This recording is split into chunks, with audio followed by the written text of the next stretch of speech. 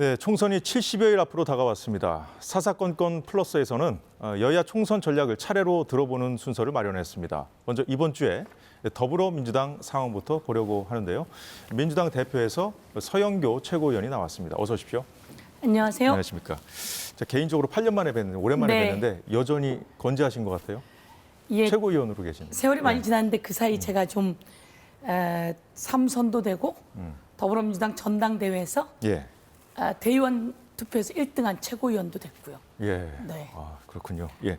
저 오늘 의원총회 있었잖아요. 네. 예. 그 의총에서 다뤄진 여러 가지 안건들이 있을 텐데 네. 지금 언론들이 가장 관심을 갖는 거는 이제 선거제거든요. 선거제. 민주당이 키를 잡고 있잖아요. 네. 민주당이 어떻게 결정하냐에 따라서 이제 갈릴 텐데 네. 오늘도 결론을 못 내렸다고 들었어요. 오늘 상황 어땠습니까? 오늘은 선거제를 중심으로 이야기한 날은 아니었습니다. 예.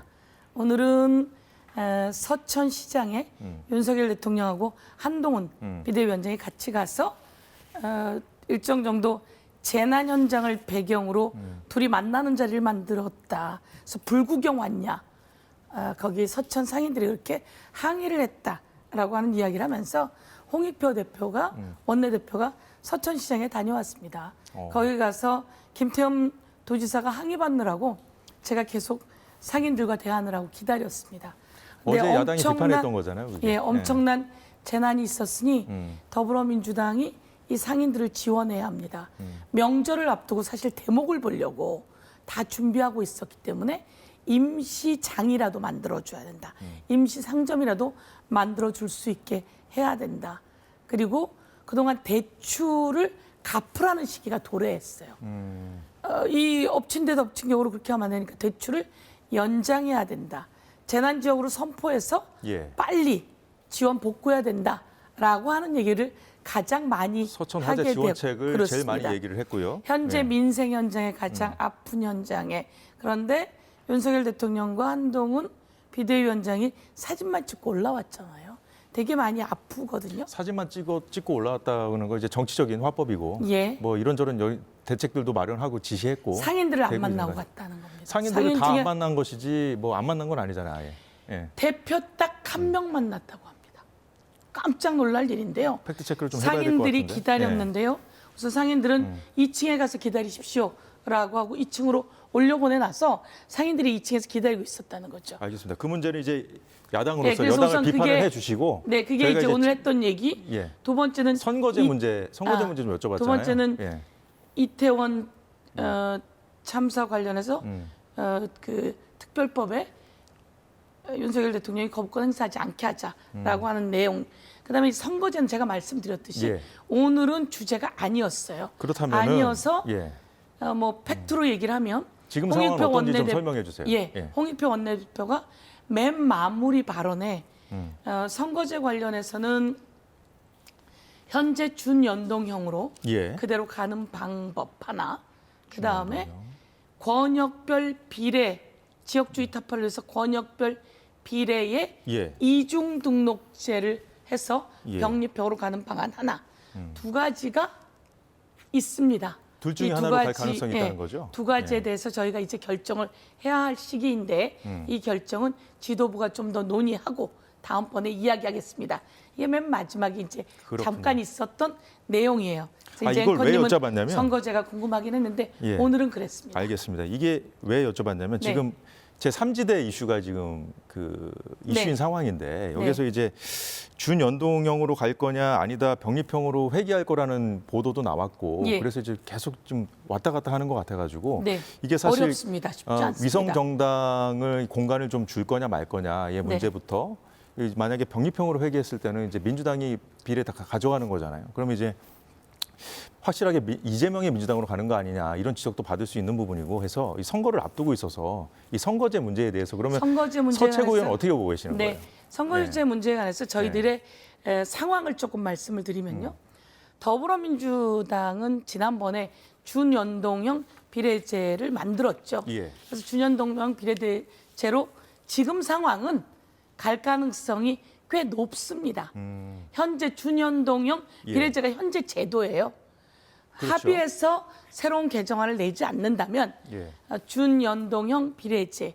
그래서 그런데 위성정당을 만들게 되니까 위성정당을 만들지 말자라고 했는데 예. 국민의힘당은 위성정당을 꼭 만들겠다는 입장이에요.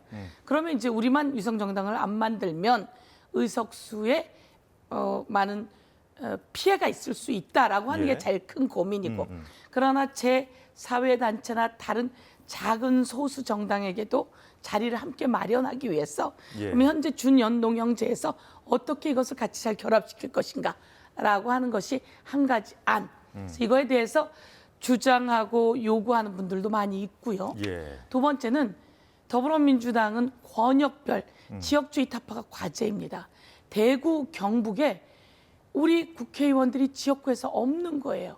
그러다 보니까 비례도 없고 그럼 지역구에서 열심히 뛰었던 예를 들면 허대만이라고 포항에서 7번인가 출마했던 사람이 예. 근데 남으로 세상을 떠납니다. 그래서 제가 허대만법도 만들었는데요. 대구, 경북에서 우리 후보가 뜁니다. 지역구에서. 그런데 이 사람이 당선 가능성이 없어요. 그러면 비례에 등록을 같이 해주는 거죠. 뛰고 떨어져도 높은 점수로 떨어지면 비례를 주는. 그래서 이게 권역별 비례인데 예. 등록을 지역구에도 하고 비례에도 하는 이중 등록이죠. 예. 그래서 저희의 주장은 권역별 비례 이중 등록. 그렇다면 그것은 병립형하고 예. 결합시켜서 가자 이런 두 가지 안이 있고요. 예. 시민사회단체랑 좀 더 얘기를 하면서 나오는 것은 권역별 비례 이중 등록제이면서도 연동할 수 있는 방법이 예. 있다면 이것이 가장 좋은 방법이다. 이렇게는 얘기하지만 예. 제가 말한 세 번째는 여야가 합의를 봐야 해야 되는 되는데 거죠? 국민의힘당이 전혀 동의하지 않는 안이라 쉽지 않고요. 예. 그래서 두 가지를 놓고 어떻게 하든 간에 이제 선택을 하면 전부 다 일관되게 하나로 간다. 이런 상황입니다. 예, 잘 들었습니다. 8년 만에 민주당이 당의 로고와 상징을 네. 바꿨어요. 그 반응은 어떻습니까? 예. 민주당만 선명하게 해서 좋다라고 하는 반응이 많습니다. 저도 더불어민주당이 예쁘거든요. 좋아요. 이거 그대로 가도 되지 지금 않을까? 현재 로고가 마음에 든다는 그전 말씀이시죠? 거요? 예. 좋은데 그대로 가도 되지 않을까라고 했는데 더불어라고 하는 걸 위에 조그맣게 쓰고 민주당을 좀 역동적으로 예쁘게 만들어 왔더라고요. 예. 그걸 보면 볼수록 좋은 거예요. 그래서 더불어민주당 반응이 아주 좋고요. 예, 그리고 또 더불어민주당의 3색을 정했는데요. 파란색은 민주, 보라색은 미래, 그리고 녹색은 희망입니다. 예. 그래서 이게 파란색, 예. 보라색, 그리고 녹색 이렇게 같이 써서 민주, 미래, 희망. 그리고 또 필요에 따라서는 파란색을 연파랑, 짱한 파랑, 찐파랑 이렇게 써도 된다. 이렇게 해서 내놨는데 반응이 좋습니다. 더불어민주당 그 문구 중에 더불어는 좀 글자가 좀 작아졌잖아요. 네. 이걸 두고 뭐 정통 원조 민주당 이제 뭐 이재명 대표 사당화다 이런 비판 나오니까 그래서 이런 식으로 간 거 아니냐? 정체성을 아닙니다. 강조하기 위해서 민주당의 정체성을 강조하기 위해서 한 거 아니냐? 이런 해석이 나오고 있던데 어떻게 봐야 됩니까? 민주당이라고 하는 더불어민주당이라고 하는 이름을 쓸 때는요. 누군가 민주당을 썼기 때문이에요. 그래서 민주당이라고 하는 이름을 지을 수가 없어서 예. 8년 전에 더불어민주당이라고 이름을 지었거든요. 지금도 같은 상황이라고 그러긴 하는데요. 예. 저희가 갖고 싶었던 건 민주당이 크게 나오는 게 갖고 싶었던 거죠. 근데 과거 거를 안 쓴다는 것도 아니고요. 과거 것에서 변화 발전했다 생각하시면 될 것 예. 같습니다. 총선이 이제 한 선명하고 이쁩니다. 예, 네. 알겠습니다. 총선이 한 70일 정도밖에 안 남았어요. 이제 네. 2달 남짓 남은 건데 그 지금 사실 그 비명계 쪽 네. 뭐 웬만한 분들 뭐 다 나가셨습니다만 그 세분 이재명 나갔죠? 이재명 대표 그 사법 리스크가 네.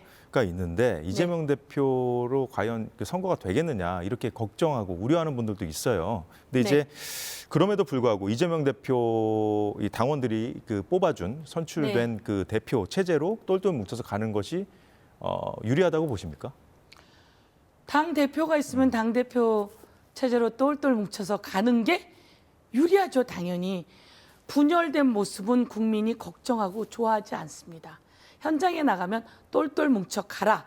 그것은 이재명 대표만을 똘똘 뭉친다는 게 아니라 예. 당이 하나가 돼서 똘똘 뭉치되 국민을 바라보고 국민을 위한 정책을 내놓고 국민을 위해 일하는 모습으로 똘똘 뭉쳐 가라는 것이지 누구 한 명을 중심으로 똘똘 뭉쳐 가라는 것이 아니기 때문에 그리고 민주당이라고 하는 이재명 대표의 사법 리스크가 이제 초창기부터 따라다니던 이야기예요. 근데 이제 체포 동의안이 가결되고 법원에서 그 영장이 기각됐잖아요.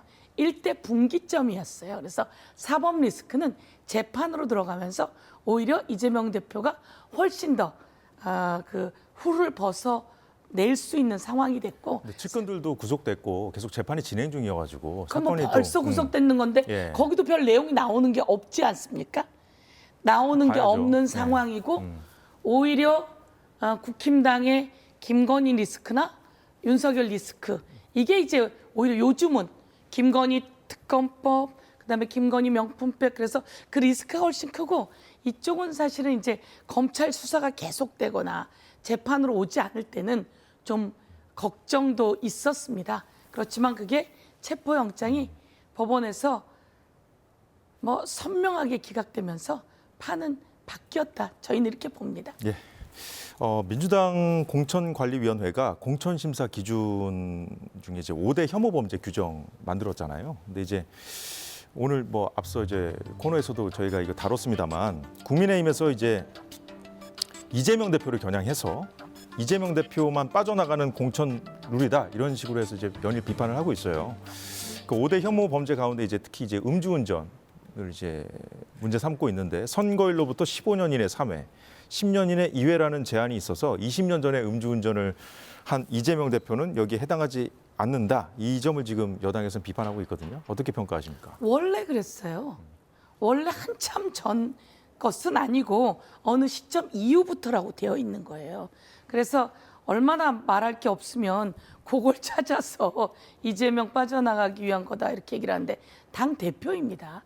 잘하고 있고 그래서 그렇게 바라보면 국힘당이 잔정치하고 짜잘한 정치하는 거기 때문에 뭐 그렇게 보면 뭐 우리는 그냥 아유 왜 저럴까 이렇게 하고 그냥 관심 받게 두면 되는데 여당이 큰 정치해야죠. 김건희 대통령 여당도, 부인의 뭐 명품백 리스크 때문에 사실 제일 힘든데 그거 정리하는 게 훨씬 빠를 거라고 생각합니다. 네. 경쟁이 이렇게 과열되는 분위기에 공관위까지 나서서 사실 지금 앞서서도 저희가 얘기를 했습니다만은 친명 이제 원외에 있는 분들이 이제 비명계 현역 의원들이 있는 지역구에 이제 도전장을 내면서 이제 뭐 사실 뭐 여러 가지 지금 잡음들이 나오고 있지 않습니까 당내에서. 그래서 이제 오늘 양이원영 의원 발언과 홍익표 원내대표 발언을 일단 한번 듣고 얘기 나눠보겠습니다. 근데 정치적 토론은 저는 자유롭게 보장되어야 된다고 생각합니다. 의석수가 많으면 당연히 뭐 여당과의 경쟁도 있겠지만 저희 당내에서의 경쟁이 있는 거죠. 지금의 정권을 제대로 심판하고 그리고 제1야당으로서의 강력하고 유능한 모습을 보여주면서 이 민생 경제를 살려낼 그런 정치인이 누군지를 당내에서도 경쟁을 해야죠. 당내 경선에서는 정말 품격 있게 그리고 서로 간의 장점을 잘 내세워서 공정하고 그다음에 진짜 활력 있는 경쟁이 됐으면 좋겠습니다. 그 공관위원장께서부터 당부하신 것처럼 지나치게 그 과열되거나 비방 선거가 되면 결국은 그게 우리 당에 도움이 되지 않는다 이러고 봅니다.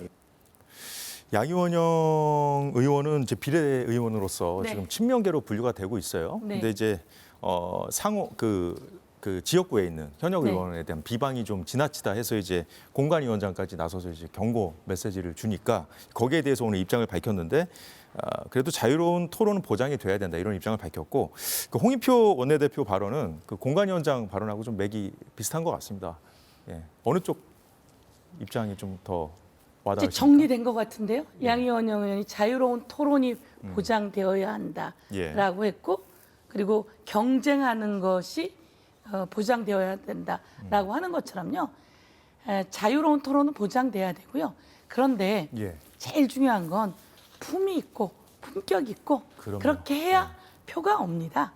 그래서 자기 자신을 위해서도 그렇고 당을 위해서도 품이 있고 품격 있고 그리고 정직하고 그리고 밝고 맑게 미래를 얘기하고 희망을 얘기해야 표가 오거든요. 그래서 경쟁은 안 할 수가 없습니다. 그래서 경쟁은 하되 그렇게 했으면 좋겠다라고 공관위원장이 어른으로 또 공관위원장이 중요한 분이거든요. 잘 들었습니다. 중요한 예. 분이 잘 지침도 내리셨고 그리고 또 원내대표도 그렇고 저희도 똑같습니다. 제가 만약에 다른 분하고 경쟁을 해도요. 제가 험하고 안 좋은 말하면 저는 그 다음 날로 지지율이 뚝 떨어집니다. 알겠습니다. 시간이 다 돼서 네. 제가 하나만 딱 여쭤볼게요. 이 쌍특검법 재표결 언제 할지 관심인데 2월 임시회에서 할 겁니까? 언제 할 건지 아직 지금 얘기가 되고 있습니까? 재표결을 하면 또 바로 뭐 그 안 좋은 상황이 만들어지거나 이런 것까지 저희들이 다 계산해야 되지 않겠습니까? 대장동 50억 클럽 특검과 그다음에 김건희 주가 조작, 김건희와 엄마 두 분의 통정 매매 주가 조작은 범죄라서 제대로 수사해야 합니다. 그래서 이와 관련해서 특검이 되어야 되고, 그래서 특검이 제대로 이루어질 수 있는 상황까지 저희가 만들고 길게 봐야 합니다. 대통령의 거부권이 이해충돌 위반이기도 하고 직권 남용의 소지도 있고 권한쟁의 심판의 소지가 있기 때문에 이런 것들을 봐가면서 진행하기 때문에 조금 시간이 걸릴 것 같다 이렇게 말씀드릴 수 있을 것 같습니다. 예, 궁금한 게 더 많은데 시간이 네. 다 돼서 오늘 이 정도로 하겠습니다. 네. 오늘 말씀 잘 들었습니다. 지금까지 서영교 더불어민주당 최고위원이었습니다. 고맙습니다. 네, 오늘 사사건건이 준비한 소식은 여기까지입니다. 저희는 내일 오후 4시에 다시 찾아뵙겠습니다. 시청해주신 여러분 고맙습니다.